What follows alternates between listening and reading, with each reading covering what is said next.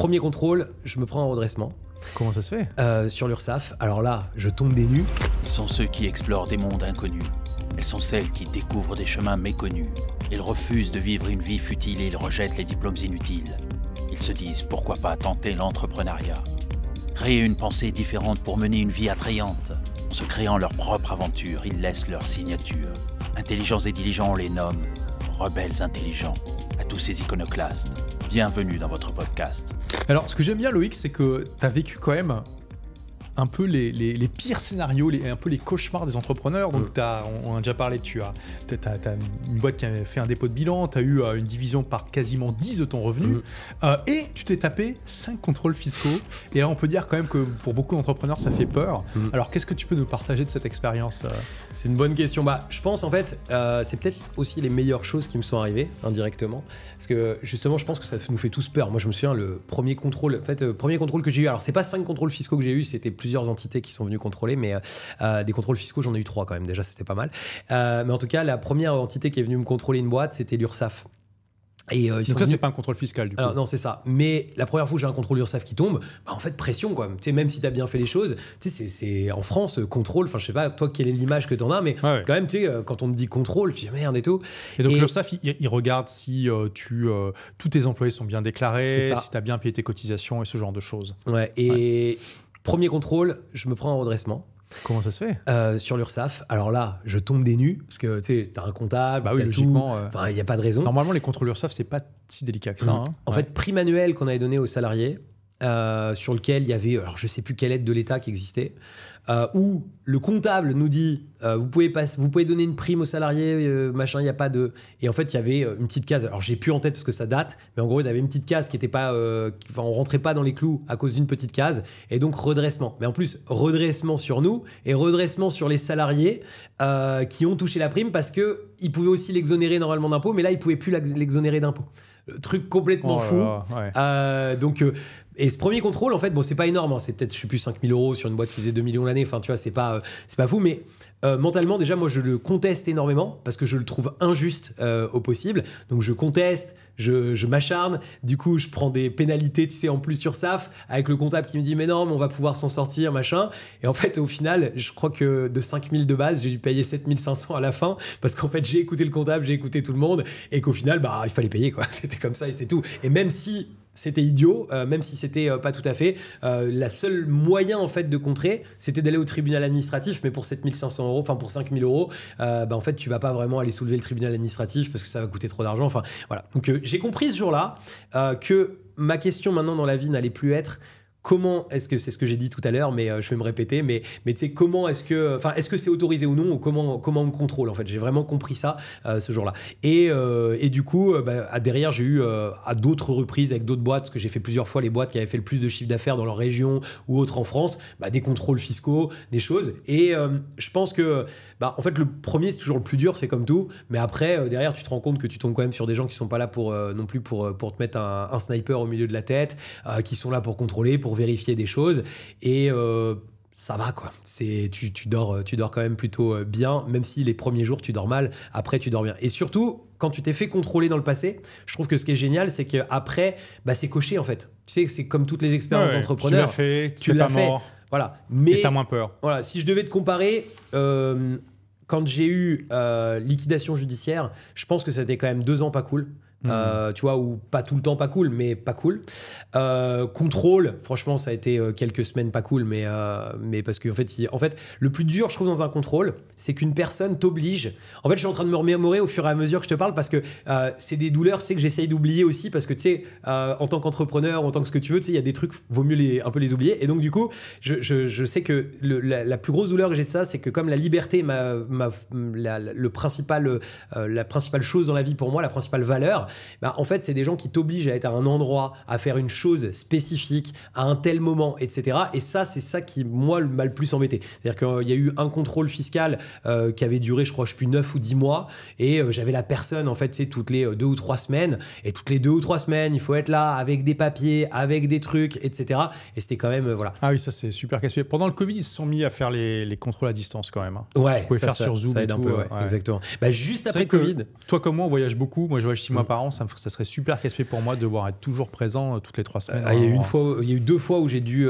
Après, en fait, rapidement, on passait quand même en online, mais tu sais, il y a aussi tous les papiers qu'on te demande, en fait, tu sais, c'est quand même gigantesque ce qu'on est capable de te demander, et surtout aussi, j'ai un vrai exemple, j'ai un truc qui vraiment, moi, m'a énormément étonné, j'avais, en fait, tu sais, j'avais un centre de formation, et le centre de formation, il y a des choses spécifiques sur la manière de déclarer la TVA, et je pense que j'étais le seul à déclarer la TVA bien là-dessus, mais c'était une gymnastique mentale pour comprendre ça, complètement, très compliqué. La contrôleuse que j'avais en face ne comprenait pas. Et en fait, je lui dis, je sais pas comment vous l'expliquer autrement. Elle me dit, monsieur, c'est à vous de m'expliquer et c'est à vous de me montrer comment ça marche. Et en gros, c'est à vous de me faire comprendre, en fait. C'est à vous de trouver les bons mots et la bonne... Et là, tu te dis, mais faut que tu sois pédagogue. Il faut que tu sois pédagogue, faut que tu sois... c'est vrai que si tu tombes sur... Parce que ça arrive à tout le monde, hein, tu tombes sur quelqu'un qui comprend pas vraiment ce que tu fais, c'est un peu complexe et toi, tu as un peu de mal à expliquer. Ouais, que faire? Alors, qu'est-ce qui s'est passé du coup? J'ai fini par réussir, mais j'ai été obligé de prendre appel avec un comptable qui m'a réexpliqué les choses, avec qui on a vraiment fait un plan, tu sais, où je m'étais noté ligne par ligne comment bien lui expliquer les choses. Enfin, j'ai dû devenir moi comptable pour... alors, j'aurais pu missionner un comptable, mais j'avais l'avocat qui me suivait sur le dossier qui m'a dit que c'était quand même mieux que moi je suive le truc, etc. pour expliquer, pour faire. Moi, je l'ai fait. Moi, je me plie toujours quand l'avocat il me dit fais ça. En général, je fais assez facilement ce qu'il me dit, et jusqu'à là ça m'a toujours porté chance parce que les choses se passent quand même plutôt pas trop mal. Parce que donc, sur ces 5 contrôles, t'en as eu combien qui sont vraiment fiscaux? Alors j'ai eu 3 contrôles fiscaux. J'ai eu le tout premier, il était vraiment violent. C'était donc sur un centre de formation, et ça franchement c'est un truc que je souhaite pas trop à des entrepreneurs parce que ça m'a mis un vrai coup de pression. Je savais pas que ça existait.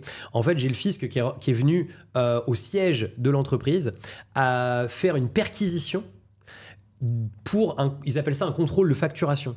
Et je comprenais même pas en fait pourquoi. C'est-à-dire qu'en gros ils viennent contrôler tes factures, mais comme ils viennent contrôler tes factures, ils ont le droit de venir sur place et de te faire une perquisition. Alors ils sont arrivés donc ils t'ont pas prévenu avant. Alors ils te préviennent pas. C'est une perquisition, donc ils arrivent le du matin, jour au lendemain, boum, bonjour, voilà. Et en fait moi j'ai avec un mandat du coup.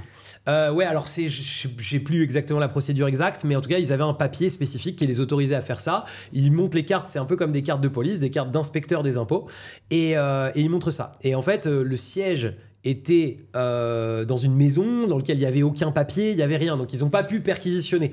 Donc ça a démarré un petit peu bizarre, mais moi j'ai pris ça comme une agression. Enfin, je me suis dit dans ma tête, je sais pas, j'ai dû être dénoncé d'un truc, il a dû se passer un truc parce que c'est quand même violent, tu vois, des inspecteurs qui viennent chez toi, perquisition. Moi j'avais entendu des amis se faire contrôler fiscalement, c'était pas aussi violent. Normalement, en fait, la plupart du temps, ils te préviennent à l'avance. C'est ça. Ils te demandent, d'ailleurs souvent ça se fait à distance, ils te demandent des documents et tout ça. Si jamais ils viennent chez toi, ils te préviennent à l'avance, c'est pas une perquisition. Exactement. Ah ouais. Et là c'est parce qu'ils pensaient que il y avait un cas de fraude, c'est sûr. J'ai aucune idée. Alors moi, du coup, je me fais ultra bien assister. J'arrive au rendez-vous parce que finalement, je leur dis, je peux pas, mais je peux venir dans vos locaux parce qu'en fait, ici, il y a rien. En fait, c'est une maison d'habitation. Donc, je peux venir dans vos locaux avec les documents que vous voulez. Donc, ils m'envoient une liste. Donc, finalement, ça décale le contrôle de 15 jours. Ils peuvent rien perquisitionner sur l'instant. Ça rééquilibre, je pense, aussi un petit peu le rapport de force. Et en fait, je vais à ce contrôle et en fait, j'y vais avec 2 avocats. Assis à droite et à gauche. Exactement. En fait, à la base, j'en appelle un. Et en fait, un qui est un très bon ami. Et lui, en fait, il comprend pas. Il me dit, ouais, il doit y avoir un truc là pour qu'ils viennent avec autant de violence. C'est pas cool. Il me dit, bon, ok. Et en fait, je vois, il arrive avec une de ses collègues et ils viennent à 2 pour vraiment noter tout ce qu'ils font, tout ce qu'ils disent pour au cas où il y a des vices de procédure, des trucs. Alors, moi, c'était marrant parce que tu sais, quand je me suis assis sur ce siège, je pensais à mon moi de 15 ans, ce petit branleur, tu vois, et de me retrouver avec 2 avocats. Tu sais, il y avait une part de, ça fait un peu chier, mais il y avait une part aussi de, je sais pas, de fierté ou de je sais pas quoi, tu vois, c'était quand même... C'est une étape dans l'accomplissement. C'est un accomplissement que je souhaite pas à tout le monde, mais qui était... Voilà. Et en fait, ce qui était terrible, c'est que, donc, bon, ils nous expliquent ce qu'ils veulent, etc. Ils nous expliquent la procédure qui est spécifique, qui vont nous demander des factures, des choses. On les donne, et en fait, il s'est passé 2 ou 3 sessions avec ces personnes-là. J'y suis retourné là en physique à chaque fois, donc je faisais des allers-retours, ça c'était vraiment pas cool. Mais l'avocat m'avait dit, on va y aller parce qu'on comprend pas trop ce qu'ils veulent, et il me disait peut-être, je sais pas, ils ont peut-être un truc fou. Bon, il y avait pas de raison parce qu'en fait, moi je faisais tout dans les règles, mais on sait jamais quoi. tu sais, qu'est-ce qu'ils ont derrière la tête. Donc on n'y retourne pas à chaque fois avec 2 avocats non plus. Je passe avec un. Et je crois que c'est doit être la 3e fois, un truc comme ça. Le gars dit je savais que c'était pas forcément la boîte. Moi, j'avais dit à ma direction, parce qu'en fait, apparemment, ce que j'ai compris, qu'il m'a expliqué, il fallait qu'ils aient un quota de contrôle de facturation de cette manière-là. Et en fait, parce qu'il faut qu'ils fassent un certain quota, tu sais, à l'année de certains types de contrôles. Non, oui, donc c'est juste tombé sur toi par hasard. Exactement. C'est tombé sur moi que ce soit ce type de contrôle qui soit démarré. Et puis, du coup, ils sont venus. Et en fait, le gars s'est beaucoup livré parce que ce qui s'est passé entre deux, il y a eu, je sais pas, une réforme des retraites ou un truc qui s'est passé. Et en gros, on lui a allongé sa durée de travail de 6 mois et il était quasi à la retraite. Et en fait, à ce rendez-vous, c'était fou parce qu'il m'a lâché plein de trucs. Il m'a dit je savais que en plus c'était pas là qu'il fallait aller parce que je sentais bien que c'était une maison d'habitation, ça allait être bizarre. C'était bizarre d'aller faire une perquisition là-bas. Puis en plus du coup, je me suis retrouvé avec un avocat sur toute la procédure parce qu'apparemment quand il y a un avocat, ils sont encore plus stressés parce qu'en fait parce que c'est vrai que moi l'avocat il notait tout ce qu'il faisait et c'est vrai que je pense que ça peut être stressant quand tu fais ton travail d'avoir un gars qui est en train de scruter chaque petit truc qui attend la moindre erreur. Exactement, il attend la moindre erreur pour diviser des trucs et voilà. Et en fait, ce qui est pour l'anecdote, donc nous on faisait vraiment les choses très bien. Enfin, moi j'ai toujours fait. Et donc ce premier contrôle fiscal s'est terminé avec 67 € de redressement. Ah, quand même, bravo. Voilà. Ça n'a pas été très rentable pour l'État là. Non, mais même pour moi, parce qu'en fait, tu es avocat payé et tout, enfin c'est complètement idiot. Mais voilà. Et 67 € pour la petite histoire, je les ai jamais payés. Ils les ont pas mis en recouvrement parce que ça coûte plus cher de recouvrer une petite somme comme ça que de réellement. Et tu sais d'ailleurs, j'ai étudié ça pour mon livre. D'après toi, quel est le pourcentage des sommes réclamées par le fisc en France qu'ils arrivent à recouvrer? Alors là, t'as une idée? En fait, sur le papier, parce que si tu dis ça, c'est que je pense que. Mais sur le papier, j'aurais l'impression que le fisc, ils sont très efficaces et qu'ils vont en avoir 80%. Mais... Ok, 50. Ok, ce qui est déjà pas mal, hein. Ouais. Mais ça veut dire quand même que le fisc n'arrive pas à recouvrer la moitié des sommes qu'ils réclament quand même. Hein. C'est impressionnant. Hein. C'est énorme. C'est énorme. Ouais. Et je disais 80 parce que tu m'avais un peu induit en erreur, tu sais, en me disant ça, je me disais que le chiffre devait être un peu bas, mais c'est vrai que même en toute transparence, j'aurais peut-être dit même 90 ou 95 parce que dans ma tête, c'est les plus efficaces, quoi. Ils viennent pomper ton compte normalement, donc. Mais c'est aussi parce que dès que t'es à l'international, c'est super compliqué. Il y a les liquidations des cas. Aussi. Voilà, il y a les liquidations. Des fois, les gens ont plus d'argent, tout simplement. C'est ça, donc, exactement. Voilà. Mais après, il y a quand même ce truc en France, je trouve, je sais pas si c'est pareil dans tous les pays du monde, mais je trouve qu'il y a quand même ce droit à l'erreur, parce que tu sais, on critique beaucoup. Alors c'est nouveau ça. Hein. Mais il y a ce droit à l'erreur quand même. Le droit à l'erreur, ça a été mis en place en 2018, si je me rappelle bien, suite à une initiative de Macron. Avant, ça n'existait pas, donc c'est quand même relativement récent dans l'histoire. Mais donc, continuons. Donc, ce premier. Est-ce que tu as d'autres anecdotes, d'autres contrôles à partager? Alors, je peux partager un autre truc quand même qui était où là, je suis tombé sur une contrôleuse qui. Alors, je sais pas, il y aurait rien de péjoratif, surtout si cette dame un jour voit ça, mais j'ai vraiment eu l'impression que cette dame, elle était là pour casser de l'entrepreneur et vraiment. Bon, c'est un peu péjoratif quand même, mais c'est pas grave, tu vois. Je veux dire, t'as le droit de le dire aussi, tu vois. Exactement. Et tu vois, et ça c'est intéressant, c'est aussi un des points que je dis dans mon livre, c'est que beaucoup d'entrepreneurs ont leur liberté d'expression est affectée parce qu'ils ont peur de trop critiquer le fisc, parce qu'ils ont peur de se taper des contrôles derrière ou d'avoir des répercussions. Et c'est quand même pas normal, tu vois, parce qu'on est quand même les premiers en ligne de mire. Donc les agents du fisc presque pouvoir noter à la fin. Ouais, mais je veux dire, les agents du fisc font leur boulot, mais nous aussi, on a aussi notre truc à dire. Et puis il y a des fois, on a le droit de pas être d'accord sur certaines choses, tu vois. C'est ça. Moi, sur 5 contrôles, il y a 3 fois, dont une fois quand même où on nous avait redressé, tu vois, un peu. Où j'aurais dit, si tu m'avais demandé de noter sur 5 la personne qui m'a contrôlé, j'aurais mis un 5 sur 5 immédiat. En fait, parce que pas de souci, les gens super respectueux, super courtois, tu vois. Ouais. Et par contre, j'ai eu 2 contrôles où pour moi, un où j'aurais mis mon 4 et un où j'aurais mis mon 1 sur 5 parce que c'était cette femme. Voilà, et c'était pas bien. Parce qu'en fait, si tu veux, il y avait plein de choses sournoises qui ont été faites. C'est ça que je trouvais pas bien. C'est-à-dire, par exemple, donc elle nous demande énormément de documents, on les donne. Et en fait, après, elle nous réécrit 4 mois après, un jeudi ou un mardi, elle nous dit je veux telle et telle chose pour vendredi soir. Nous, il y avait beaucoup de documents. Et tu es obligé de respecter la demande en termes de timing? Alors, il y avait beaucoup de documents. Je sais pas si c'est complètement obligatoire parce que, justement, je vais l'expliquer jusqu'au bout. Tu l'envoies 10 jours après, c'est pas grave. Donc, il nous donne pour vendredi.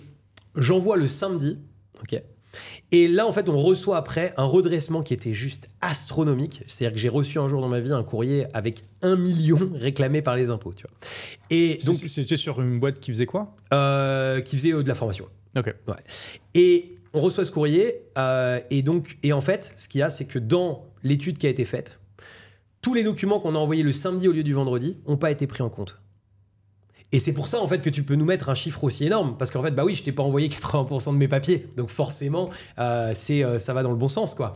Et donc, du coup, derrière, pour rejustifier tout ça, il a fallu faire des confrontations. Ça a été 4 mois de travail et d'avocats et de trucs pour réussir à rejustifier. Parce qu'en fait, une fois que le couperet il est tombé, c'est quand même beaucoup plus galère pour faire revoir la position. Ouais, parce que c'est ça aussi le truc qui fait vraiment peur, c'est de devoir tomber dans un trou noir en termes de temps et d'énergie, même parfois d'argent avec les avocats, juste pour avoir à se défendre. C'est ça. Parce que t'en as autre chose à foutre, quoi, en tant qu'entrepreneur aussi. Hein, c'est ça.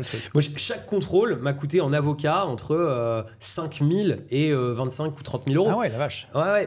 Après, je me suis toujours entouré des meilleurs parce que je suis toujours parti du principe, même si on fait les choses bien, je me suis toujours fait énormément auditer. Tu vois, par exemple, il y a eu beaucoup de trucs autour du CPF, plein de gens ont fait du CPF, plein d'arnaques sur le CPF, tout ce que tu veux.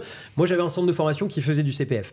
Ce centre de formation, on l'a fait auditer 4 fois par 4 organismes différents, enfin 4 organismes ou avocats différents. Je peux te dire qu'on était ultra carré. J'ai aucun doute là-dessus. On était ultra carré. Même la TVA, par exemple, il y avait un mécanisme spécifique qui était normalement tous les centres de formation devaient payer la TVA sur les achats publicitaires en fait qu'ils faisaient en dehors de l'UE. C'est-à-dire que tu sais quand Facebook te facturait en hors taxe, eh bien toi tu devais redonner de la TVA à l'État français normalement légalement. Personne ne le faisait. Nous on le faisait. Tu vois, on a vraiment poussé les choses jusqu'au maximum de on y va. Et quand ils sont venus nous contrôler, mais on était les pires des voleurs. Tu voyais bien que c'était inscrit sur le front des gens qui étaient en face de nous, qu'on était des voleurs avant tout. Et en plus, moi le CPF, j'avais arrêté ça 1 an avant qu'on ait ce contrôle, quand tout le monde continuait. Moi, en fait, j'en ai fait avant tout le monde et j'ai arrêté au moment où c'est devenu un petit peu le plein boom parce que, tu sais, il commençait à y avoir sur les réseaux sociaux des mauvaises images autour de tout ça et je n'avais pas envie d'être associé avec tout ça. Je me suis dit, nous, on sait vendre de manière normale, le CPF, on va le laisser aux autres. Et du coup, on en a fait assez early, en fait, du CPF. Et voilà, mais bon. Mais en tout cas, quand on s'est fait contrôler, mais vraiment, on était... parce qu'il y avait marqué CPF sur le truc, tu sais, on était les pires des voleurs. Et ça, c'est pas bien parce que, enfin, à mon sens, tu devrais pas avoir d'a priori quand tu viens contrôler quelqu'un à la base, quoi. Waouh, ok. Donc au final, le bilan de tout ça, t'as pas dû payer 1 million.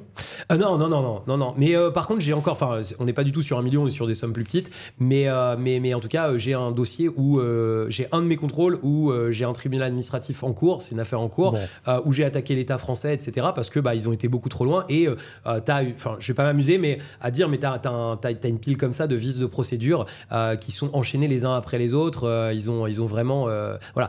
Avec grand plaisir, quand ce dossier sera arrivé au bout, de venir t'expliquer, et je pense que ce sera une vraie masterclass sur à quel point, tu vois, un rouleau compresseur, s'il a envie de se mettre sur toi, peut vraiment se mettre sur toi, mais aussi à l'inverse, je pense, j'aimerais bien avoir, je serais très content d'avoir le dénouement, parce que je suis sûr et certain que par contre la justice est très bien faite, et je crois beaucoup en la justice quand même en France, et je suis persuadé qu'à la fin je te dirais c'est cool parce que ça s'est très bien terminé, j'ai aucun doute là-dessus, parce que, ou alors sinon on vit dans un état, tu vois, qui est pas un état de droit, quoi. C'est pas possible.